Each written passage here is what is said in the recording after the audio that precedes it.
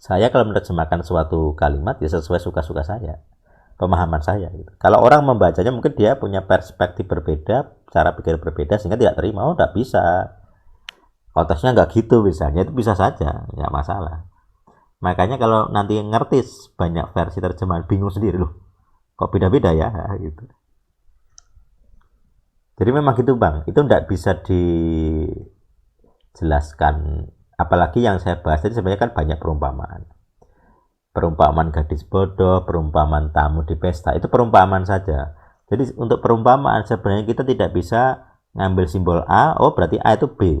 Misalnya, oh berarti kalau gadis bodoh nggak punya pelita itu, kalau saya tadi kan hanya mengambil contoh bahwa oh pelita itu adalah karena dua-duanya punya pelita, berarti dua-duanya punya keselamatan. Jadi gadis bodoh dan bijak sama-sama diselamatkan, sama-sama punya Alkitab, sama-sama punya buku-buku rohani katalah begitu. Tapi satu punya minyak, artinya satu punya urapan, satu tidak. Itu cara saya menafsir, simbolnya. Oh minyak itu urapan, pelita itu Alkitab, namanya gitu. Tapi itu hanya satu versi tafsir. Orang bisa menafsir apapun. Cuman kan saya hanya berusaha mengambil simbol-simbol itu yang ada contohnya di bagian lain gitu kan. Pelita itu kan jelas lampu ya, pelita itu kan lampu. Terus bentuknya kan ada wadah minyaknya. Nanti dibedakan harus diisi minyak kan begitu. Tapi sama-sama punya lampu sebenarnya, cuma tidak bisa menyala.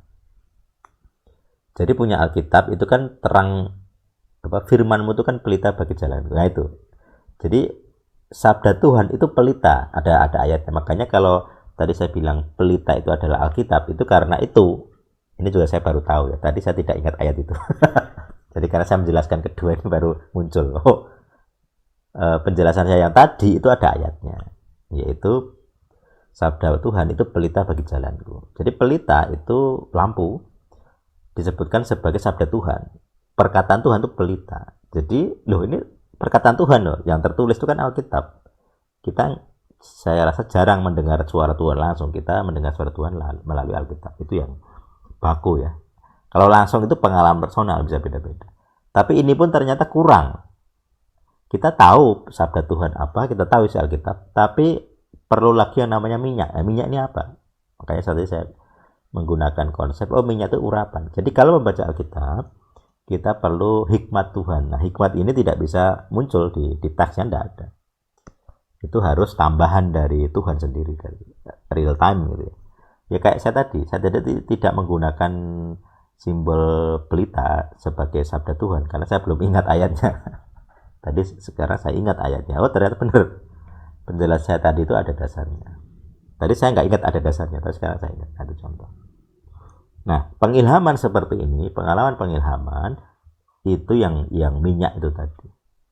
Makanya kalau di Elsa Dikini, kalau orang belum punya pengalaman pengilhaman, saya anggap belum punya pengalaman yang seharusnya. Jadi masih jiwa nih gitu ya. Kalau sudah punya pengilhaman, barulah dia advance gitu. Pemuridannya sudah mulai esensial. Kalau belum esensial berarti nanti ya mungkin masih perlu proses panjang lah. Ya gitu Bang, jawaban saya Bang.